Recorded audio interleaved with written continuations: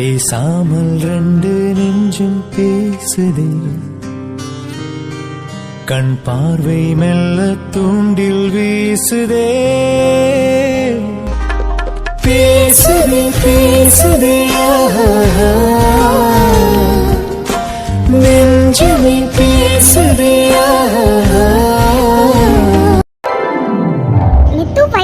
இன்னும் நீங்க ரெண்டு பேரும் இங்க என்ன பண்றீங்க? உங்க ரெண்டு பேரும் ரூமுக்கு போக சொன்னேன். ஆண்டி இல்ல ஆண்டி, தனியா எப்படி எல்லா வேலையும் பண்ணுவீங்க? இன்னும் கொஞ்சம் தானே இருக்கு, நாங்களும் ஹெல்ப் பண்றோம்.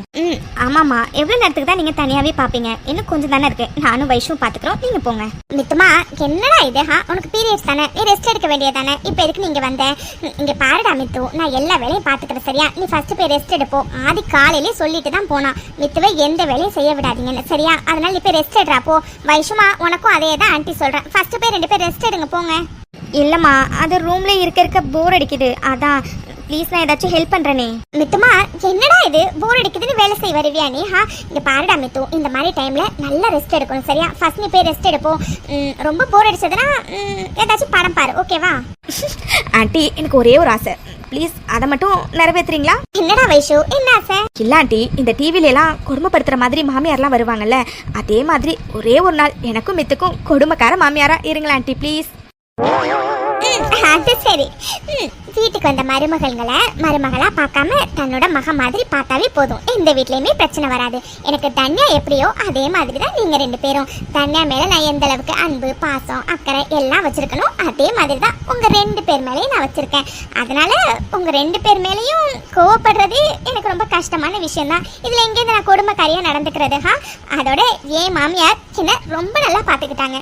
ஸோ ஏன் மாமியார் என்ன பார்த்துக்கிட்டதை விட பல மடங்கு நான் என் மருமகள் ரெண்டு பேரையும் பார்த்துக்கணும்னு ஆசைப்படுறேன். இது தப்பாக? அம்மா, உண்மையாவே உங்களை மாதிரி ஒரு மாமியார் கிடைக்க நானும் வயசும் கொடுத்து தான் வச்சிருக்கணும்.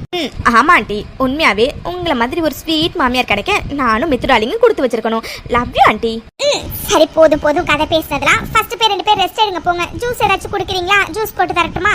கொஞ்ச நேரத்துக்கு முன்னாடி தானே ஜூஸ் போட்டு கொடுத்தீங்க, மறுபடியுமா? இதுக்கு மேல குடிச்சா வயிறு வெடிச்சிரும். ஆமா ஆண்டி, மித்து சொல்ற மாதிரி இதுக்கப்புறம் குடிக்கிறதுக்கு சுத்தமா வயித்துல இடம் இல்ல. ஆமா, ரெண்டு பேரும் எப்ப கேட்டாலும் இதே சொல்லுங்க, வயித்துல இடம் இல்லைன்னு. என்னடா சாப்பிடுறீங்களா? சரியாவே சாப்பிட மாட்டேங்கிறீங்க, போங்க. ஆண்டி, நீங்க இருக்கீங்களே. வைஷு இங்க எந்த ஃபைல பாத்தியா? வைஷுமா, அர்ஜுன் தான் உன்னை கூப்பிடுறான்டா. ஏதோ ஃபைல் காணும்னு தேடிட்டு இருக்கான் போல, போய் எடுத்து கொடுப்போ. எந்த ஃபைல் இவர் கேக்குறாரு? சம்பந்தமே இல்லாம எதுக்கு இப்படி இவர் இவ்ளோ அர்ஜென்ட்டா கூப்பிடுறாரு? வைஷு அர்ஜுன் தான் உன்னை அர்ஜென்ட்டா கூப்பிடுறாரு பாருடி, கிளம்புடி. சரிடி, சரிங்க ஆண்டி, அவர் ஏதோ அர்ஜென்ட்டா கூப்பிடுறாரு ஆண்டி, ஏதோ ஃபைல் காணும்னு நினைக்கிறேன். சரி ஆண்டி, நான் போய் எடுத்து கொடுக்குறேன். சரிடா வைஷு. மித்துமா, நீ ரூமுக்கு போடா, ரொம்ப நேரமா இங்கே நின்றுட்டே இருக்க, டயர்டா இருக்க போகுது. சரிங்கம்மா. அது சரி, அவசரமா இதுக்கு தான் கூப்பிட்டீங்களா நீங்க?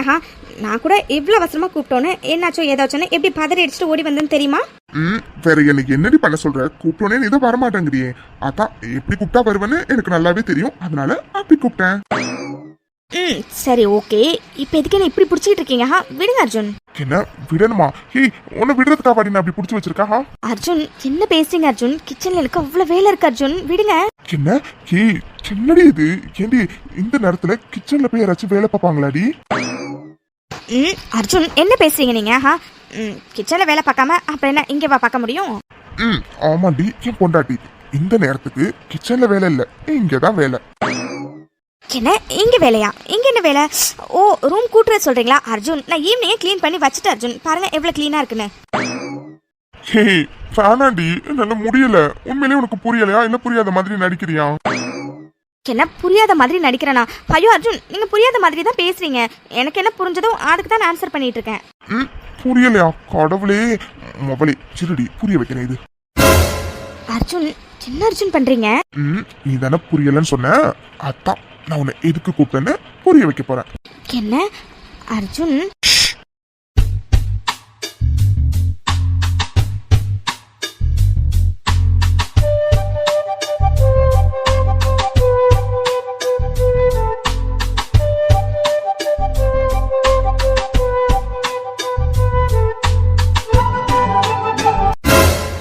அர்ஜுன், எனக்கு புரிஞ்சிருச்சு, கையெடுங்க. முடியாது பாப்ஸ். அர்ஜுன், ப்ளீஸ் சொல்றத கேளுங்க அர்ஜுன். நோ வே, நீ தானடி சொன்ன எதா இருந்தாலும் நைட்டு பாத்துக்கலான்னு. இப்போ நைட்டு வந்துருச்சு, சோ பார்க்க வேண்டிய நேரமும் வந்துருச்சு, பார்த்துடலாமா? என்ன அர்ஜுன், வேண்டாம், சொல்றத கேளுங்க. அப்படியா எங்க என் கண்ணை பார்த்து வேண்டான்னு சொல்லு. நான் உன்னை விட்டுறேன். ஆ அது அது வந்து வேண்டாம். வைஷு வேண்டான்னு சொல்றதுக்கு எதுக்கடி 3 செகண்ட் யோசிச்சா? இதுல இருந்து எனக்கு புரிஞ்சிச்சு என் பொண்டாட்டி இப்போ ரெடியா இருக்கான்னு. ஸோ ரெடியா இருக்க பொண்டாட்டிய நான் எடுத்துக்கவும் ரெடியா இருக்கேன். ஸோ அர்ஜுன் அது அது வந்து நான் இப்போ சொன்னேன் ரெடியாக இருக்கேன்னு. வைஷு இந்த மாதிரி விஷயம்லாம் வாய் திறந்து சொல்லணும்னு எந்த அவசியமும் இல்லை. கண்ணை பார்த்தாவே கண்டுபிடிச்சிடலாம். என்ன மேடம் ஸ்டார்ட் பண்ணலாமா? இல்லை அர்ஜுன், அது நான் வேற வரேன்னு சொல்லிட்டு வந்திருக்கேன் கிச்சனில். இப்போ போகாமல் இருந்தால் தப்பாக நினைப்பாங்கல்ல? வைஷு அதெல்லாம் யாரும் எதுவும் தப்பா நினைக்க மாட்டாங்கடி. அதோட அவங்களுக்கே தெரியும் நீ ஏன் வரலன்னு. ஸோ அதெல்லாம் விடுறி. இப்போ நம்ம ஸ்டார்ட் பண்ணலாமா? நீங்கள் இருக்கீங்களே சரியான ஃப்ராட் அர்ஜுன். அப்படியா? இன்னும் எவ்வளோ ஃப்ராடுன்னு இன்னும் கொஞ்ச நேரத்தில் தெரியும். ரஃபியூடி பாப்.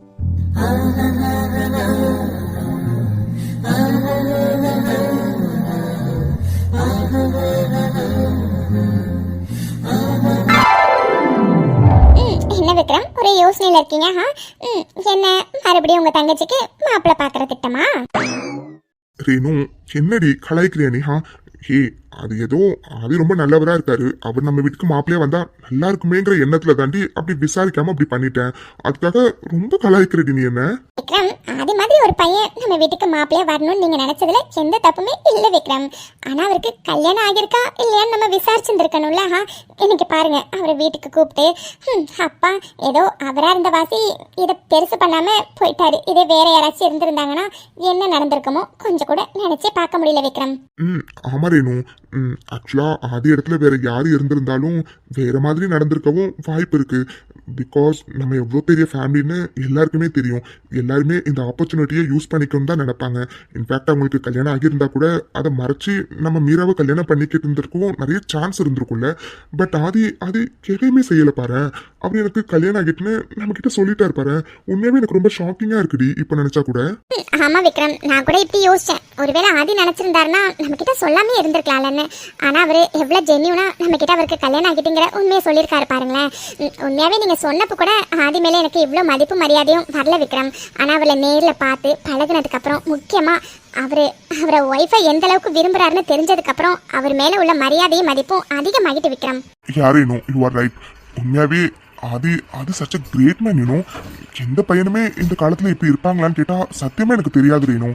ஏன் நான் ஆதி நிலைமையில இருந்திருந்தா கூட இந்த மாதிரி ஒரு டிசிஷன் மேக் பண்ணியிருப்பானான்னு கேட்டா சத்தியமா டவுட் தான். பட் ஆதி பாரு அந்த பொண்ணை எந்த அளவுக்கு விரும்பி இருந்தாருன்னா அவர் அந்த பொண்ணை எந்த நிலைமையில கூட கல்யாணம் பண்ணி இதோ இப்போ கியூர் ஆகி நார்மலான ஒரு லைஃப் 2 பேரும் வாழ ஸ்டார்ட் பண்ணிருக்காங்களாம். I can't believe this Renu.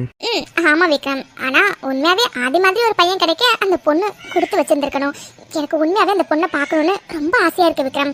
Please Vikram, மதியம் ஆதி கிட்ட சொன்ன மாதிரி அந்த பொண்ணையும் ஆதியையும் ஒரு நாளைக்கு நம்ம வீட்டுக்கு லஞ்சுக்கு இன்வைட் பண்ணுங்களேன் ப்ளீஸ். கண்டிப்பா ரேணு, ஒரு நாளைக்கு 2 பேரையும் ஜோடியா நம்ம லஞ்சுக்கு இன்வைட் பண்ணலாம். அதோட மம்மி டாடியும் அந்த பொண்ணை பார்க்கணும்னு ரொம்ப ஆசைப்படுறாங்க. எனக்குமே அந்த பொண்ணை பார்க்கணும்னு என்னமோ தெரியல ரேணு, தனியா தோணிக்கிட்டே இருக்கு. அதனால ஆதியை இன்னொரு வாட்டி நம்ம லஞ்சுக்கு இன்வைட் பண்ணணும், அதுவும் அவரோட ஒய்ஃபோட. கண்டிப்பா விக்ரம், பிகாஸ் ஆதி பேசும்போதே தெரியுது அந்த பொண்ணு மேல உயிரே வச்சிருக்காருன்னு. அதோட அவரு சொல்றப்பே தெரியுது அந்த பொண்ணும் ஆதியை எந்த அளவுக்கு விரும்புறாங்கன்னு. ஸோ 2 பேருமே கண்டிப்பா மேட் ஃபார் ஈச் அதரா தான் இருப்பாங்கன்னு தோணுது. ஸோ அவங்கள நேர்ல பார்க்கணும்னு எனக்கு ரொம்ப ஈகரா இருக்கு விக்ரம். அதனால அத்தை மாமா கிட்ட பேசிட்டு சீக்கிரமா இன்வைட் பண்ணுங்க. ஓகே? கண்டிப்பா ரேணு. நான் கேட்கவே மறந்துட்டேன், மீராவுக்கு இந்த விஷயம் எதுவும் தெரியாதுல்ல? தெரியாது விக்ரம், நீங்க எதுவும் சொல்லிடாதீங்க. தேங்க் காட், நல்ல வேலை மீரா கிட்ட சொல்றேன்னு நீங்க துடிச்சிட்டு இருந்தீங்க. நான் தான் இப்போதைக்கு சொல்ல வேண்டாம், ஆதி கிட்ட பேசிட்டு சொல்லலாம்னு சொன்னேன். அதனாலதான் நீங்க மீரா கிட்ட சொல்லாம இருந்திருந்தீங்க. இந்நேரம் மட்டும் மீரா கிட்ட சொல்லி இருந்தீங்கன்னா என்ன ஆகியிருந்திருக்கு விக்ரம்? அப்பா நினைச்சு கூட பார்க்க முடியல. நீ சொல்றதும் சரிதான். எல்லாம் ஒத்து வந்துச்சுன்னா இன்னைக்கு நைட்டு மீரா கிட்ட அவ கல்யாணத்தை பத்தி பேசலான்னு ஆதி போட்டோவையும் அனுப்பி வைக்கலான்னு இருந்தேன். ஆனா எங்க எல்லாம் எப்படி மாறிடுச்சு. எது எப்படியோ ஆதி மேல உள்ள மதிப்பு மரியாதையும் பல மடங்கு அதிகமாயிட்டு ரேணு. உண்மையாவே அவரு வேற மாதிரி ரேணு. அது சரி, சும்மாவே நீங்க ஆதி புராணம் தான் பாடுவீங்க. இப்ப வேற ஆதியை பத்தி இவ்வளவு தெரிஞ்சுக்கிட்டீங்க. இனிமே வீட்டுல ஆதி மட்டும்தான். சரி போதும் விக்ரம், டைம் ஆகுது, தூங்கலாம் வாங்க. சரி ரேணு, வா போலாம். சஞ்சு வேற தனியா தூங்குறான். ஹிட்லர், என்ன இது? நானும் உன்னை ரொம்ப நேரமா வாட்ச் பண்ணிட்டே இருக்கேன். இதை யோசிச்சிட்டே இருக்கேன். என்ன யோசிக்கிறேன் நீ? அது மித்து, பீரியட்ஸ்ல உனக்கு இப்போ பெயின் ஓகேவா? இப்போ ஓகே தான் ஹிட்லர், லைட்டா கால் மட்டும் வலிக்குது, அவ்வளவுதான். என்னடி சொல்ற? கால் வலிக்குதா? ஒரு நிமிஷம் இரு. ஹிட்லர் என்ன பண்ற நீ? விடு. சும்மா இரு மித்து. கால் வலிக்குதுன்னு முன்னாடியே சொல்லிருக்கல, நான் முன்னவே அமுக்கி விட்டுருப்பேன்ல. ஹிட்லர் போதும். மித்து நீ சும்மா இரு. இந்த டைம்ல உனக்கு பெயின் எப்படி இருக்குன்னு எனக்கு நல்லா தெரியும். ஒரு நிமிஷம் இரு, இன்னும் கொஞ்ச நேரம் அமுக்கி விடுறேன்.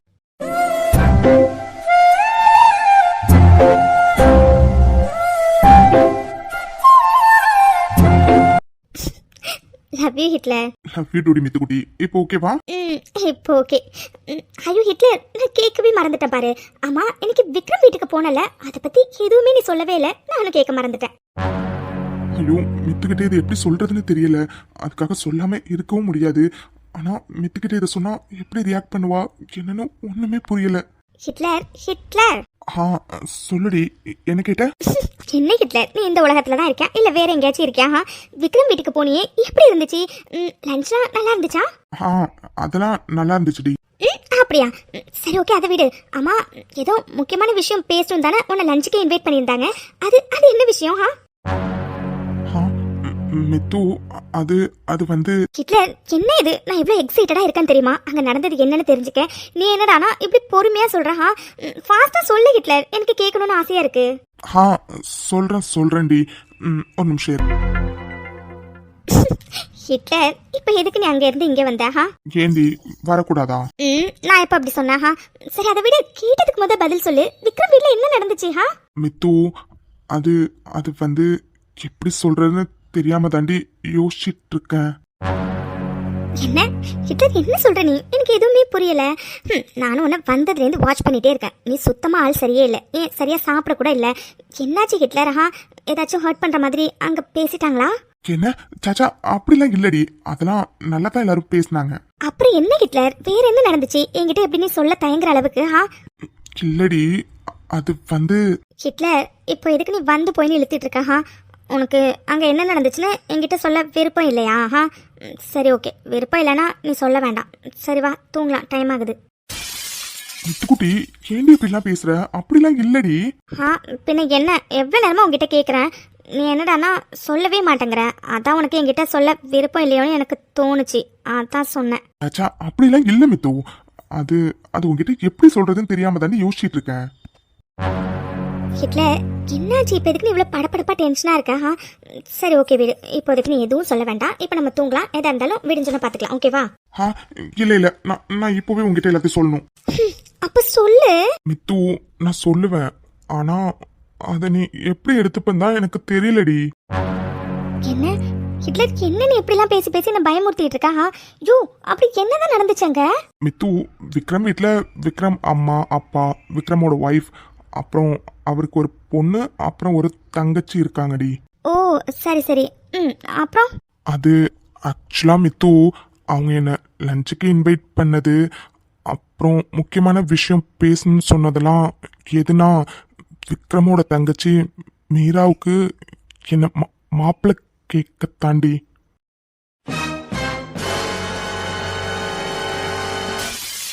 என்ன ஹிட்லர், என்ன சொல்ற நீ? ஆமாண்டி, அவங்க பொண்ணு மீராவுக்கு என்ன மாப்பிள்ளை கேட்கறதுக்காக தான் லஞ்சுக்கு இன்வைட்டே பண்ணியிருந்தாங்களாம். மித்து, சாரிடி, எனக்கு சத்தியமா தெரியாதுடி.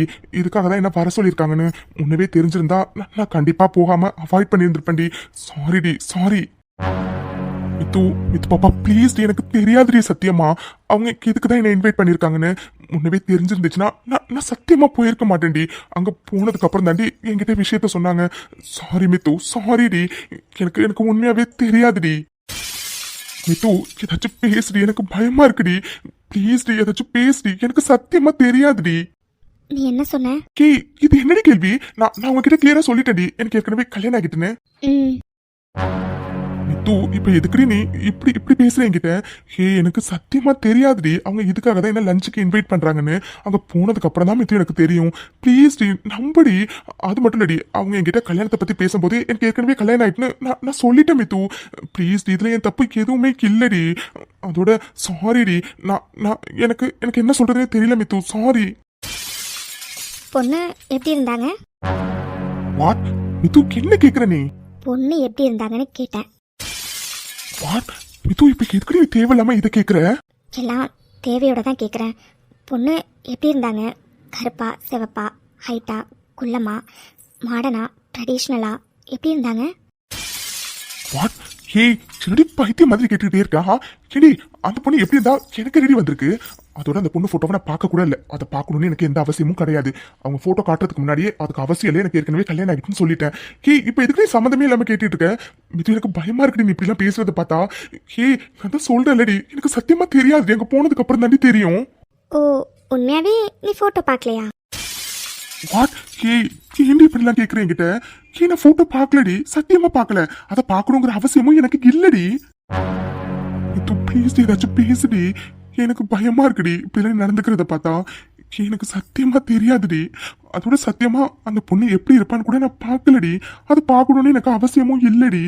ஏன்னா எனக்கு கல்யாணம் ஆகி என் பொண்டாட்டி நீ இருக்கடி. நான் இதுக்காக இன்னொரு பொண்ணோட போட்டோவை பார்க்கணும்? மித்து ப்ளீஸ் டி, இது தாண்டி நடந்துச்சு. அவங்க என்கிட்ட அப்ரோச் பண்ணாங்க, நான் ஏற்கனவே கல்யாணம் ஆகிட்டேன்னு சொன்னேன்டி. அவ்வளோதான் மித்து நடந்துச்சு. ப்ளீஸ் மித்து சைலண்டா இருக்காதுடி, எனக்கு பயமா இருக்குடி ப்ளீஸ். Hitler relax relax. இப்போ இருக்கிற இவ்வளோ பதட்டப்படுறேன். நான் சும்மா இவ்வளோ நேரம் சீன் தான் போட்டுக்கிட்டு இருந்தேன். என்ன? நான் சும்மா சீன் தான் போட்டுக்கிட்டு இருந்தேன். ஆக்சுவலாக இவ்வளோ நேரம் ஒன்று நான் டேஸ்ட் பண்ணிட்டு இருந்தேன். ஒருவேளை சார் மனசில் வேற யாராச்சும் வரத்துக்கு வாய்ப்பு இருக்கான்னு. அப்படிங்க மவளே, ஏடி நீ அமைதியா இருந்தோன்னே நான் எவ்வளவு பயந்துட்டேன்னு தெரியுமாடி?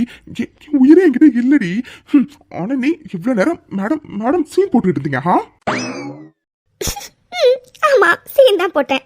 ஆக்சுவலாக ஹிட்லர் இவ்வளோ பெரிய எக்ஸ்ப்ளனேஷன் எனக்கு கொடுக்கணும்னு எந்த அவசியமும் இல்லை.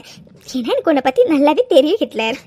ஆனால் எதுக்காக இவ்வளோ ப்ரீஃபாக என்கிட்ட நீ எக்ஸ்பிளைன் பண்ணாதான் எனக்கு சத்தியமாக புரியல. அடிப்பாவி கேண்டி, என்னடி நீ இவ்வளவு கூலா பதில் சொல்லிட்டு இருக்கா? கேண்டி இந்த விஷயத்த உங்ககிட்ட சொன்னா நீ எப்படி ரியாக்ட் பண்ண போற? ஒருவேளை கோவப்படுவியோ, இல்ல பயப்படுவியோ, இல்ல வேற எப்படி ரியாக்ட் பண்ண போறேன்னு நான் என்னென்னமோ யோசிச்சுட்டு உங்ககிட்ட எப்படா இந்த விஷயத்த ஓப்பன் பண்ணலான்னு அப்படி யோசிச்சுட்டு இருந்தா, நீ என்னடா விஷயத்த கேட்டுட்டு இவ்வளவு கூலா ஆன்சர் பண்ணிட்டு இருக்கா? கேண்டி அதுவும் ஸ்டார்டிங் ஒரு பர்ஃபார்மன்ஸ் கொடுத்தியே, சத்தியமா நான் பயந்துட்டேன் தெரியுமா? ஏன் தெரியல, நல்லாவே தெரிஞ்சது சாரி எவ்வளோ பயந்தீங்கன்னு. சரி ஓகே, இப்போ சொல்லு, உண்மையாவே நீ பொண்ணு ஃபோட்டோவை பார்க்கலையா? என்னடி இப்படி கேட்குற? மித்துக்குட்டி உன் மேல சத்தியமான பொண்ணு போட்டோவை பார்க்கலடி. ஆக்சுவலா பொண்ணு போட்டோவை காட்ட வந்தாங்க, நான் தான் அதுக்கெல்லாம் அவசியம் இல்லை. எனக்கு ஏற்கனவே கல்யாணம் ஆகி அழகான கியூட்டான ஒரு பொண்டாட்டி இருக்கான்னு சொல்லிட்டேன். அப்படியா?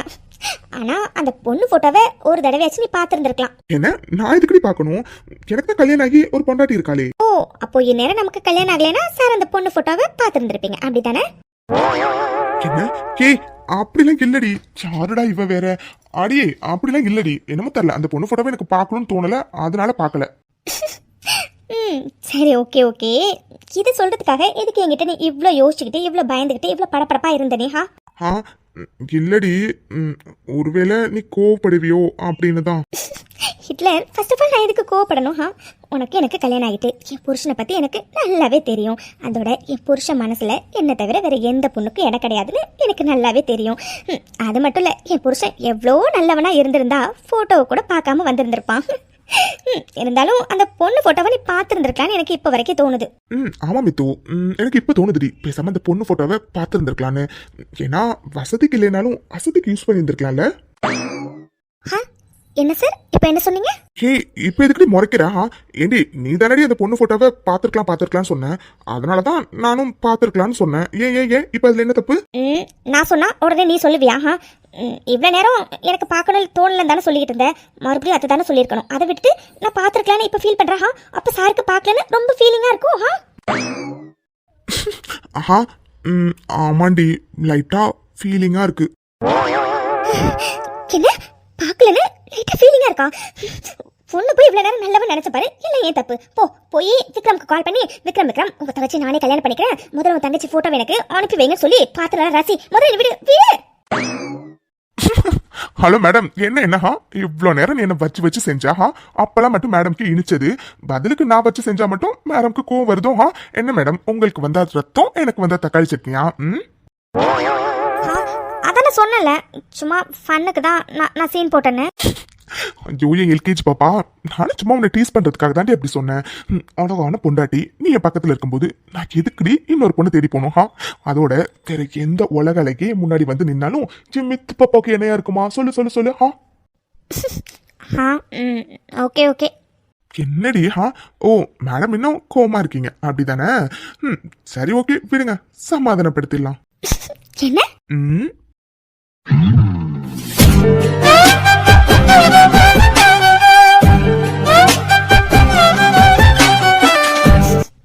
நீ இருக்கியே சரியான ஃப்ராடியா நீ ம் இதை விட நிறைய ஃப்ராடு தண்ணெல்லாம் தெரியும் ஆனா என்ன மனைவி பண்றது உங்களுக்கு பீரியட்ஸ் அதான் டிஸ்டர்ப் பண்ண வேண்டான்னு இருக்கேன் பீரியட்ஸ் முடிஞ்சோன்னே மாமா எல்லா ஃப்ராடு தனத்தையும் வரிசையா காட்டுறேன்